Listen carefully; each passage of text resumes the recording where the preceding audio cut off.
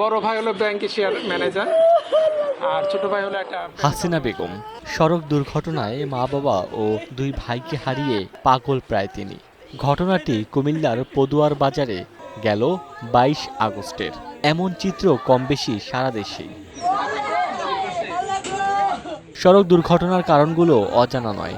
মহাসড়কে ৩ চাকার গাড়ি নিষিদ্ধ থাকলেও এখনও চলছে নির্বিঘ্নে।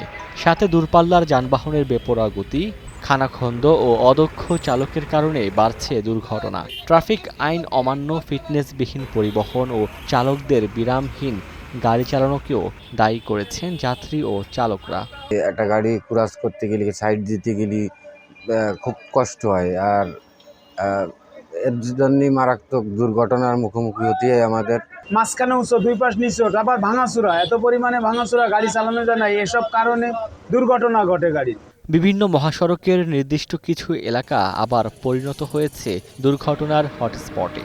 তার মধ্যে ফরিদপুরের ভাঙা, টাঙ্গাইলের কালিহাতী, চট্টগ্রামের মিরসরাই, পটিয়া ও সীতাকুণ্ড, কক্সবাজারের চকরিয়া, নাটোরের বড়াইগ্রাম, ময়মনসিংহের ত্রিশাল উল্লেখযোগ্য।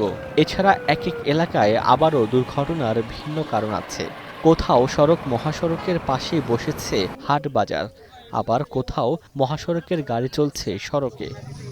এই দুর্ঘটনার কারণে গাড়ি ক্ষতিগ্রস্ত হয়, যাত্রীরা ক্ষতিগ্রস্ত হয়, অনেক মানুষ পঙ্গু হয়ে থাকে। যেভাবে গাড়িগুলো বাড়তেছে অনেক বেড়েই চলেছে, কিন্তু রোডঘাট বাড়েনি। ইজি বাইক, নচিমন, এদের কারণে প্রতিনিয়তই আমাদের গাড়ি অ্যাক্সিডেন্ট হয়। রাস্তা প্রশাসনকরণ করা জরুরি। রোড সেফটি ফাউন্ডেশনের তথ্য মতে গত ৫ বছরে দেশের সড়ক মহাসড়কে দুর্ঘটনায় নিহত হয়েছেন ৩৩,২৫৬ জন। এর মধ্যে গত মাসে ৪৪৬টি দুর্ঘটনায় প্রাণ হারিয়েছেন ৪১৭ জন।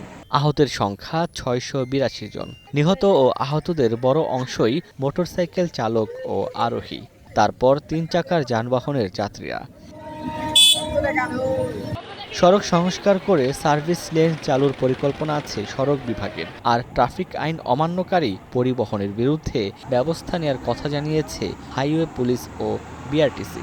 সংকীর্ণ রাস্তা এবং বিভিন্ন গাড়ির যে ওভারটেকিং টেন্ডেন্সি, এসব কারণে দুর্ঘটনার পরিমাণ বেড়েছে। আমরা চেষ্টা করেছি প্রতিটা ঘটনায় আইনের আওতায় আনার জন্য, মামলা নেওয়ার জন্য। আর বিভিন্ন সময় যে অযান্ত্রিক যান, থ্রি হুইলার যে গাড়িগুলো, এগুলো বিভিন্ন সময় বিভিন্ন পার্শ্ব রাস্তা থেকে আরেকটা রাস্তায় যাওয়ার জন্য অনেক সময় মেইন রাস্তা ব্যবহার করে থাকে। তো আমরাও চেষ্টা করি এই অযান্ত্রিক যানগুলো যেন রাস্তায় চলতে না পারে। এজন্য আমাদের নিয়মিত আমাদের চেকপোস্ট অব্যাহত আছে। বিআরটিএর তথ্য মতে দেশে বর্তমানে নিবন্ধিত যানবাহনের সংখ্যা ৬৪ লাখ। এর বাইরে প্রায় ৭০ লাখ ৩ চাকার যানবাহন সড়কে চলছে বলে তথ্য মিলেছে বুয়েটের একাধিক গবেষণায়। Omar Faruk, Star news.